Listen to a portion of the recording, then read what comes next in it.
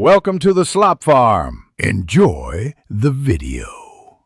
You start by confirming the exact font problem. Open the presentation and find the slide that shows substitution or a warning. Make sure you note the precise font name and style.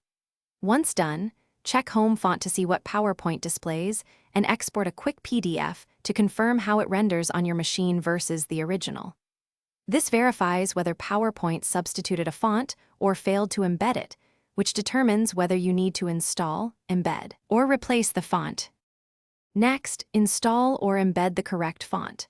If you have the font file, install the OTF or TTF on your system and restart PowerPoint so it recognizes the new family. If you must share the file, use File options Save and check Embed Fonts in the file so recipients see the same typography.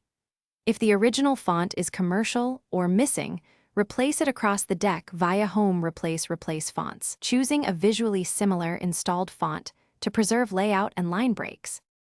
Finish by saving a new copy and verifying every slide. Make sure you save after embedding or after replacing fonts to lock in the changes. Then preview in Slideshow and export a PDF to confirm final appearance. If recipients still see mismatches, instruct them to install the font or send them the PDF. If problems persist locally, clear your OS font cache and reboot, or run Microsoft Office Repair. These steps fix corrupted font registrations and Thanks for watching. Consider subscribing if we helped you today.